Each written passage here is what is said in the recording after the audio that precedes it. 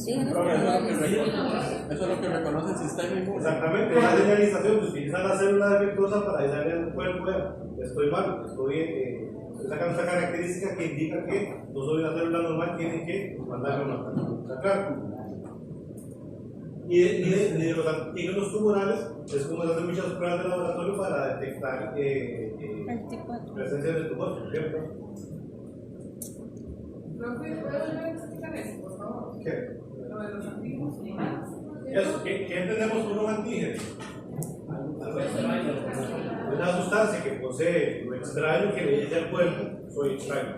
Entonces, los tumores, como las células tumorales, como ya son extrañas, ellas solitas sacan un rostro que dice, soy una célula anormal, soy una célula extraña. ¿Para qué? Para avisar al sistema inmunológico que hay que mandar a matar. Ahora sí, ¿qué entendemos por metástasis entonces? Como invasión. Es como cuando viaja una célula por... un tumor derivado en otra región. Entonces, y aquí es un poquito complicado porque yo tengo entonces el tumor primario y las metástasis serían los tumores secundarios. ¿Está claro? Y a veces hay situaciones en las que nos encontramos que uno dice, mira, ¿será que ese es el primario o será que ese es el primario? ¿Ok? Depende del tamaño, la ubicación, etc. Entonces, lo que quiero que me ponen es eso. Se supone que el tumor primario es el primero que se forma, ¿verdad? Y a partir de ahí se van a desprender todas las células tumorales o los émbolos tumorales que me van a permitir que se forme la metástasis. Entonces, ¿qué es la metástasis? La formación de tumores secundarios en otros órganos del cuerpo, ¿verdad? Y principalmente relacionados con la circulación sanguínea, ¿verdad? Eso era porque hacían metástasis en los órganos por pasar la circulación. Exactamente, entonces, ¿dónde voy a encontrar yo? Generalmente voy a encontrar metástasis en órganos que son altamente irritados, ¿verdad? ¿Cuáles son los órganos que son ¿cuáles son los órganos que a huevo toda la sangre tiene que pasar por ahí? Riñón, hígado y pulmones. ¿Está claro? Entonces, es común yo encontrarme metástasis en esos tres órganos porque la sangre pasa por ahí. Entonces, ¿cómo es que se da la metástasis? A través de estos términos. Entonces, va a haber una intravasación o una extravasación. ¿A qué me refiero con esto? Células tumorales se desprenden, como ustedes lo ven aquí en el dibujo, tengo el tumor, la célula tumoral se desprende y por algún motivo entra al vaso sanguíneo. Eso se llama una intravasación. O sea, la célula tumoral que está bimeticuleando logra entrar y caer al vaso. ¿Y qué va a pasar con esa célula? Va a viajar y en algún lugar va a quedar pegada. ¿Dónde? Glomérulo, alveolo, hepatocitos, sinusoides, por ejemplo. Entonces, esa célula tumoral va a llegar a una región donde va a lograr entrar en un ambiente ideal para comenzar a multiplicarse. Pues, ¿qué es la intravasación? La célula se desprende del tumor, cae al vaso sanguíneo y viaja por el vaso sanguíneo para luego hacer una extravasación, o sea, salirse del vaso sanguíneo, o se queda dentro del vaso sanguíneo, ahí es donde la pega. Y a partir de ahí, ella comienza a crecer, a multiplicarse, entonces ella comienza a formar una masa tumoral producto de esas celulitas que se desprenden. Eso puede ser un no normal. No, eso es otra cosa. Entonces, supongamos, vuelvo al ejemplo del tumor en el hígado del perro la semana pasada. Pues ese tumor en la pelota, por algún motivo, se desprende una célula y cae en vaso. ¿Está claro? A través del vaso sanguíneo, la sangre viaja a través del vaso sanguíneo y en algún lugar esa célula se va a quedar pegada o se va a salir del vaso y colocarse dentro de algún tejido. Eso es lo que se llama intravasación y extravasación. Cuando esa célula llega y se instala en ese tejido nuevo, si ya encuentra las condiciones para sobrevivir, va a sobrevivir. ¿Qué sería básicamente lo que ocupa? Nutrientes, sí, oxígeno. Entonces, como ella tiene los elementos, comienza ese crecimiento loco y ya trae por herencia. Entonces comienza a formar un tumor nuevo en la región donde se quedó pegada o se logró colocar en el medio. ¿Pero claro? Pues, ¿cuáles son esos principales órganos? Riñón, hígado Mi corazón, ok. el corazón puede pasar, pero en menor, porque el chiste es que caemos bajo ese principio, ¿verdad? El grandes vasos, los vasos, en algún lugar, queda frenado. ¿Quedó claro entonces esto? No, pero donde queda pegado puede ser en esos órganos más implicados. Exactamente, porque recuerden que yo tengo la arteria renal, entra y llegamos a dónde? Al entrar al glomérulo, ¿verdad? Que básicamente yo tengo unos capilares y toda ahí queda frenada. Igual pasa en los sinusoides del hígado, igual puede pasar en los alveolos del pulmón. Pero claro, que también puede pasar en la rodilla, en la nalga, en la espalda, donde ustedes quieran. Pero mayoritariamente en esos órganos, porque ahí es donde por la anatomía, las características histológicas, mayormente se pueden quedar ahí. Pero yo puedo tener una metástasis en un músculo, en el abdomen. Pero claro, la siguiente es por una embolia. Entonces, ¿qué entendemos por una embolia? Un embolio tumoral. Un pedazo del tumor se desprende y cae abajo. Entonces, ese embolio tumoral va a viajar hasta un lugar donde lo frene y si encuentra las condiciones para seguir viviendo, va a seguir viviendo. Ejemplo, donde tenga oxígeno y donde tenga oxígeno. ¿Pero claro? ¿Sí? Y vuelvo a repetir, recuerden que una cosa es el tumor primario y otra cosa son los tumores secundarios. Y depende de la situación, entender quién es el primario y el secundario es un poquito complicado. Si ustedes recuerdan los del perro, recuerdan que teníamos el hígado con la pelota de hígado y había dos nuditos del pulmón. ¿Recuerdan eso? ¿Verdad? La pregunta es, ¿quién puede ser el primario? Por tamaño yo podría pensar que es el del hígado, ¿verdad? Pero ¿quién garantiza que el primario sea del pulmón y de pulmón viajó a hígado? O que el primario fue de hígado y que de hígado viajó a pulmón. Es un poquito complicado. ¿Qué no siempre los ojos como de no, a eso, son como que no. Lo que interesa es que cómo los otros. La siguiente forma de metástasis. Con invasión. La historia. Tengo la pelota, comienza a haber proyecciones de ese tumor, va avanzando hacia tejidos adyacentes y comienza a creciendo y englobando, agarrando o abrazando los órganos alrededor. ¿Está claro? Ahora, ¿cómo se pueden desplazar estas células que se desprenden del tumor? Yo puedo tener traslado de células tumorales y linfáticas o bien aquí. O sea, yo puedo tener intravasación o extravasación ya linfática o bien. Pero claro, por eso es que puedo tener tumores en el linfoma. ¿Está claro? Preguntas.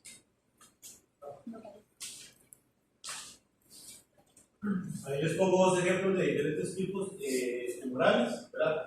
Recuerden, perdón, me dije. ¿Recuerdan aquel diagnóstico que dábamos, diagnóstico morfológico que dábamos cuando hacíamos las necropsias, cuando veíamos las lesiones, ¿verdad? Eso no aplica para aquí. Yo no puedo, digamos, es un pulmón, ¿verdad?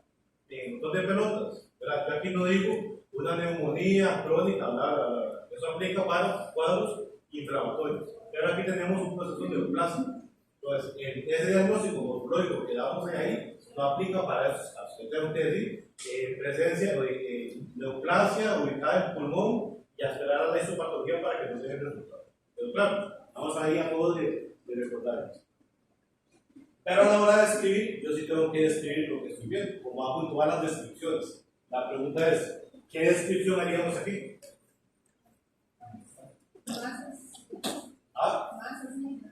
Presencia de nódulos de color negro, multifocales, de color negro, ¿qué van a ver? La apariencia grisácea. Ya estoy aquí. Eso yo pensé que es como lo normal. Lo normal sería eso rojillo, ¿verdad?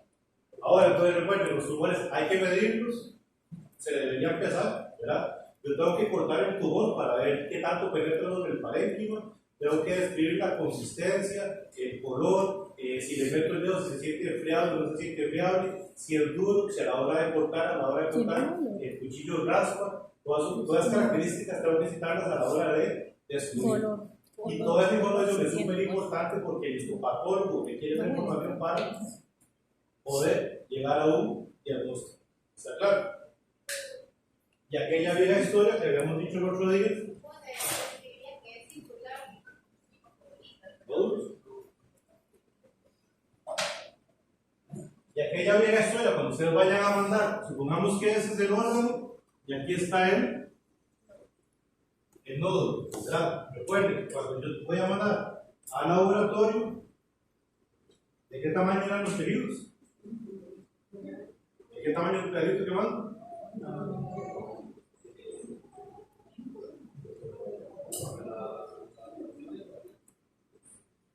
¿De qué tamaño son los cortes que mando? Uno por uno, dos por uno. Y recuerden que siempre yo puedo mandar diferentes, pero por lo menos tengo que mandar uno que involucre tejido sano con tejido neutral. Yo podría mandar una pelota solo de esto así, ¿verdad? Pero yo tengo que mandar algunos cortes donde involucre tejido sano con tejido neoplasio, ¿verdad? Y en la medida de lo posible, exactamente no voy a decir. Tienen que considerar si yo voy a mandar áreas necrosadas, ¿verdad? Porque áreas necrosadas, ¿de qué les servirían al histopatólogo? Todo está muerto, no va a poder identificar nada de ello. Es más importante que yo ponga en la descripción de la masa presencia de áreas de necrosis o tejido muerto, algo que me indique a mí que caracteriza la presencia de áreas necrosadas. Pero supongamos que esa es la pelota. Supongamos que esa es la pelota. Todo esto, el centro está muerto. Entonces resulta que yo vengo y corto aquí y voy a mandar esto a histopatólogo. Eso nada o muy poco le va a servir al histopatólogo. Luego le mando el bordecito que está más constante, bonito, donde le puede sacar mayor y mejor información para dar el diagnóstico. ¿Claro? Y lo que tienen que recordar es eso. Ustedes tienen que dar macroscópicamente una buena descripción. Lo más importante del órgano donde lo están tomando. ¿Está claro? ¿Ah? Exactamente, las características del paciente, canino, felino, la edad, porque todo eso influye para pensar en posibles diagnósticos tumorales. Y lo más importante que no se les olvide es esos cortecitos. ¿Pero claro? ¿Sí? Siempre digamos, tiene que estar cerquita o yo puedo agarrar un pedazo del tumor más lejos, agarrar un punto de tejido normal. No, yo no mando tejido normal, lo que mando es un corte donde vaya el tejido anormal con tejido. Exactamente. Yo puedo mandar otros pedazos del tumor, pero el histopatólogo ocupa una referencia. ¿Por qué? Porque no ocupa comparar el tejido donde viene para decir si es alta o pocamente diferenciada.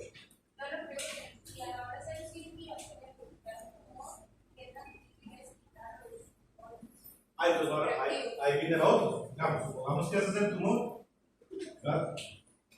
Supongamos que ese es el tejido y aquí está el tumor. Entonces yo le voy a hacer la cirugía y corto aquí, ¿verdad? Entonces ahí sí, yo le mando, yo ocupo mandar a esa patología que voy a mandar. ¿Verdad? Porque yo ocupo que el patólogo me diga si dejé corte aquí, ¿verdad? Entonces digamos, yo vengo y elimino, ¿verdad? Y yo le puedo mandar, depende del tamaño también, porque por ejemplo, digamos, supongamos que este es el tejido y este es el tumor. Y resulta que el tumor mide 2 centímetros. Entonces, cuando yo voy a una cirugía, recuerdan la regla más o menos de cuando hacen cirugía de tumores.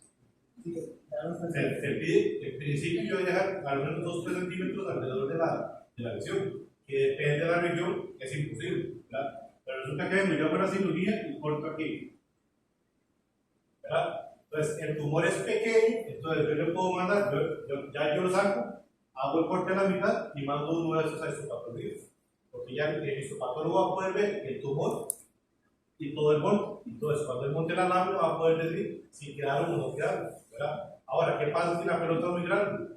Entonces, yo hago la remoción, voy a mandar el tejido a histopatología, pero también tengo dos segmentos de los bordes quirúrgicos para que me hagan la histopatomía, para que me garanticen si quedó o no quedó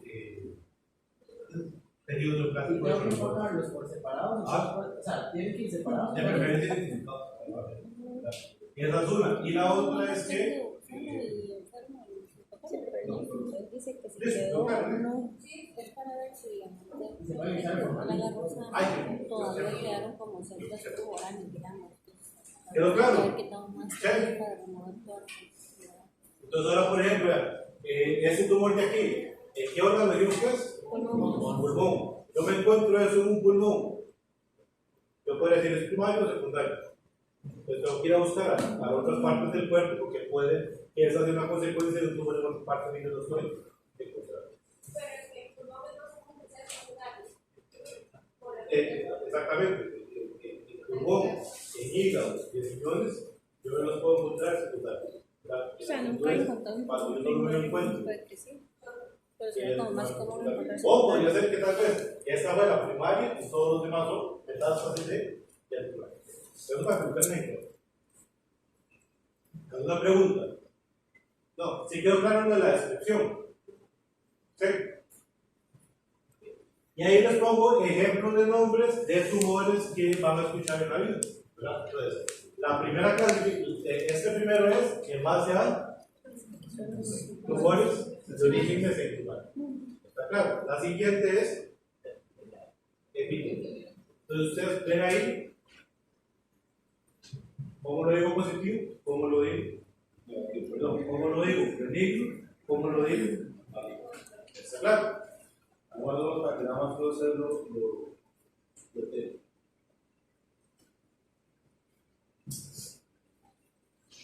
Igual, de origen epitelial, la forma benigna, la forma maligna. Veamos, no hace falta que se aprendan todos los nombres, ¿verdad? Lo que me interesa es que recordemos estas terminaciones, ¿verdad? Que si yo me encuentro esta terminación, lo voy a relacionar con epitelial. Si me encuentro esto de aquí, lo voy a relacionar con maligno. Pero claro, esa es la clasificación. Porque el resto se puede sacar un poquito por lógica, ¿verdad? Como con benigno o carcinoma con maligno. Adenoma al benigno. se relaciona con benigno de epitelio. Recuerden que habíamos visto adenoma, papiloma y cuál era el otro. Eran tres: adenoma, papiloma y pólipo. Lo relaciono con benignos de origen epitelial. Ahora, ¿quiénes eran los términos malignos? Carcinoma, adenocarcinoma. Y el de células ¿Y cuál es lo que tenemos por ahí, loco? el de células Pero relacionadas con esto de aquí. Yo nunca voy a decir adenocarcinoma en esta clasificación, ¿verdad? Porque esa clasificación es o. Porque ahí ponen linfoma de maligno. Ok, los linfomas, ¿cuál sería? La terminación OMA es benigno, ¿está claro? ¿Cuál sería el nombre de maligno? Linfosarcoma, exactamente. Pero la literatura, no recuerdo por qué, a todos los linfosarcomas se les dice linfomas. Entonces, tiene nombre de benigno, pero en realidad son malignos. Pero en la descripción debería decir linfoma maligno, linfoma No, maligno. en la descripción va a decir linfoma. No. Lo que tenemos que saber es que cuando veamos la palabra linfoma, automáticamente lo vamos a relacionar con. O sea, no hay linfoma benigno. No hay linfoma benigno, pero no recuerdo por qué es que no se dice linfosarcoma, se dice linfoma, pero no recuerdo el detalle de eso. Y Con el es más mastocitoma pasa de igual. Ah, Con el mastocitoma, no, ahí sí. ahí sí, Entonces, si tú le pones linfosarcoma, está mal. sí, porque la literatura es diferente. Pero de ahí que dice adenocarcinoma. Ahora, ¿y ahora está diciendo? Ahora, recuerden cuál es la bronca aquí, que recuerden lo que les dije antes. Los oncólogos tratan de clasificar, pero en los tumores puede pasar cualquier cosa, entonces hay algunas excepciones. Claro. Igual, como les dije, que todos los benignos tienen metástasis, puede haber algunos con metástasis. Que todos los malignos están súper necrosados, puede haber algunos que no están necrosados. En los tumores no hay reglas, entonces más o menos los oncólogos los que se dedican a la clínica han ido relacionando algunas características, pero no quiere decir que todo aplique bajo esa misma. Entonces ahí hay algunas preguntas, comentarios.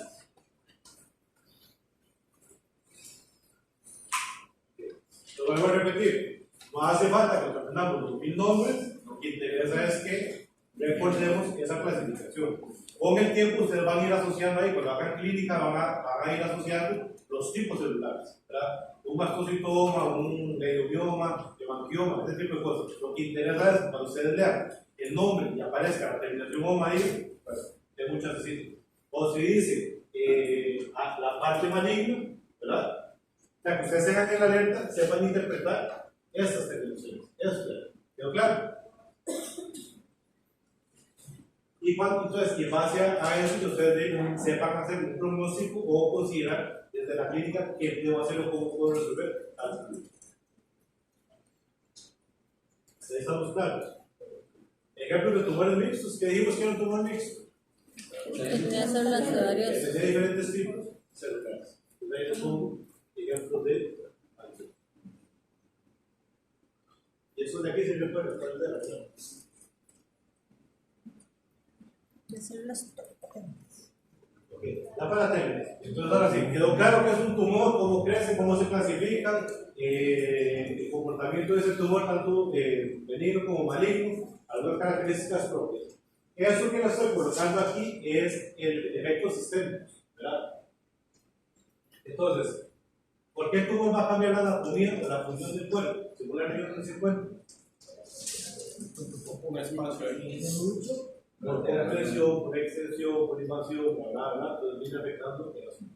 Lo que quiero que recuerden es esto de aquí. Bueno, todo lo que dice la perla. ¿Qué significa o qué tiene por efecto para la populación?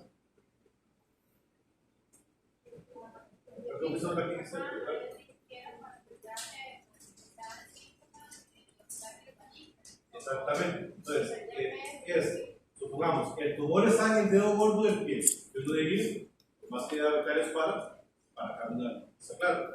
Pero el animal comienza a manifestar síntomas que uno dice que raro, pero sí, en las tapas randomales y el tumor está en el dedo gordo del pie. Entonces, ¿qué es el efecto paraneoplásico? Es el efecto paraneoplásico, características sistémicas que manifiesta el animal producto de la presencia del tumor. Ejemplo, caquexia, pérdida de peso, debilidad. ¿Por qué creen ustedes que un animal con caquexia, pérdida de peso, con tumor puede tener caquexia, pérdida de peso o debilidad? Pero el dolor no come, ¿no? ¿Ah? Pero el dolor no come, ¿sí? Porque pues el cómo entonces puede dejar de comer, exactamente. ¿Qué más? Si el tumor está en boca, por decirlo así, Que le afecta el acto para comer. ¿Qué más? Yo había visto que como quitan nutrientes a las células porque como generan Entonces, imagínense un tumor que va creciendo así todos los días. Imagínense cuánto es el consumo de nutrientes que tiene que tener ese tumor.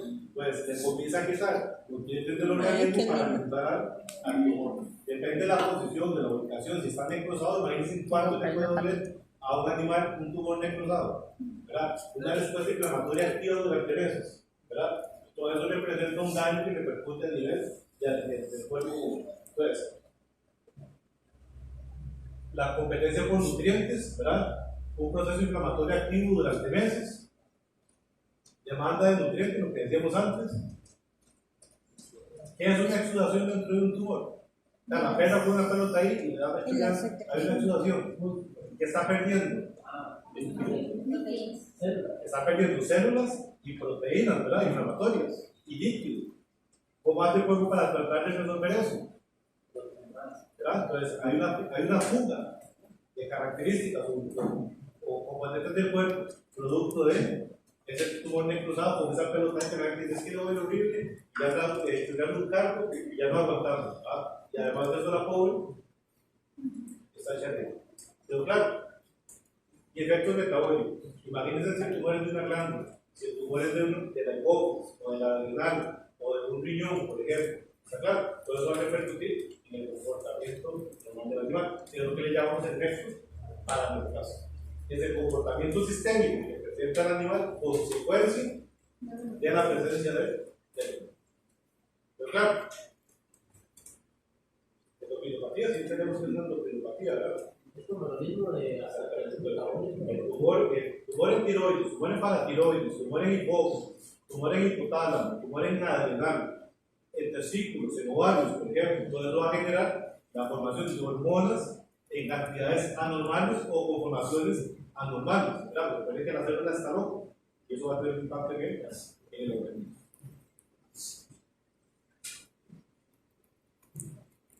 ¿Cómo se diagnostican los tumores? Opción A, bolita de cristal, y opción B. ¿Cuál es la forma correcta de diagnosticar tumores? Perdón, histopatología. Y siempre cuento la historia. Todo el mundo conoce los famosos lipomas, ¿verdad? ¿Qué es un lipoma? ¿Ah? Un tumor que se forma en tejido adiposo. Entonces se ve la pelotilla ahí al animal. Y en forma general, uno dice, no es un lipoma. No se preocupe. Solo si no va creciendo de los campos. Entonces, y resulta que lo que parecía, lo que tenía apariencia un lipoma, resulta que era un mastocitoma. Y entonces, ¿cuál fue el error? Que yo quise hacer el diagnóstico visual, ¿verdad? Entonces yo llego y le digo al cliente, no se preocupe, tiene cara de lipoma, eso no va a pasar nada. Y resulta que era un... No, ahorita en cristal los mis ojitos.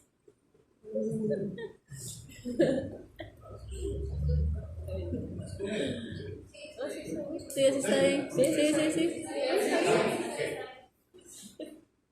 Un mastocitoma, ¿de qué células se origina? Mastocitos. ¿Y qué hacen los mastocitos? Pues imagínense en células locas, con cara de mastocitos, produciendo todo lo que son los mastocitos. Pero lo que yo estoy diciendo, ese lipoma que no pasa de nada, no va a ser de un producto de humano. Por eso les digo, nunca diagnostiquen. A los jimetos. Y ahora, ¿quién es la otra parte? Porque la gente no tiene plata, porque es pinche. Tiene motivos. Cuando ustedes hablen con el cliente, que quede claro que ustedes tienen la información, ¿verdad? Que sea la opción o la selección del dueño que decida quiero o no quiero. Pero ustedes tienen que decir, vean, hay que quitarlo, pero para quitarlo podemos hacer la citología antes, o lo quitamos y mandamos a la biopsia, etcétera, etcétera. Pueden quedar bordes, hay benignos y malignos, eso es lo que le pasa cuando es benigno, eso es lo que pasa cuando hay maligno, las consecuencias, el efecto paraneoplásico, les recomiendo mandar a hacer la histopatología para hallar el diagnóstico, porque probablemente podemos quimioterapia, bla, bla, bla, bla, bla, bla, bla, bla, bla, bla, bla, y que sea el dueño quien decida cuánto quiere gastar, ¿verdad? Y si no quiere, ustedes existen un tiempo por ahí, para pegar en la planta y segundo para ya la pueden ganar. Claro, pero que el dueño nunca dice es que a mí nunca me avisaron que podía quitarlo o que lo dejara ahí porque que no había pruebas de laboratorios, que no existe quimioterapia. Todo tiene que avisar y que sea decisión del dueño,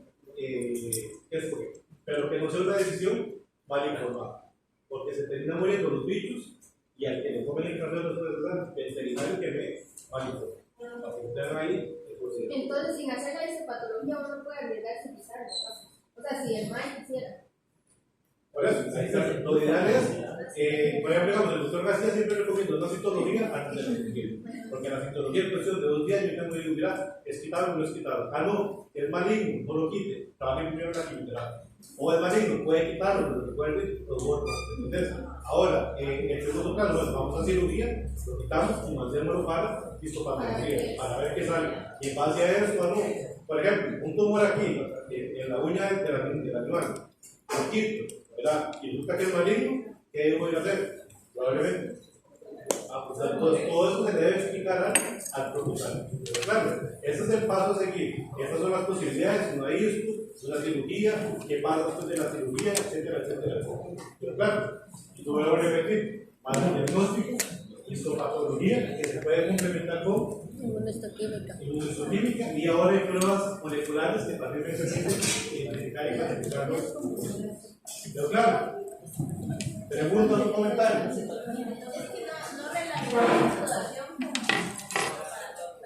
¿Qué era la exudación? Sarcos con proteínas, con células, ¿verdad?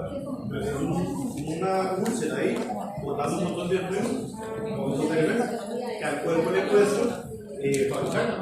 Pues perder células, estar perdiendo esas problemáticas, eso representa una pérdida para el cuerpo, y más trabajo para estar poniendo lo que está pendiente tiene ese problema.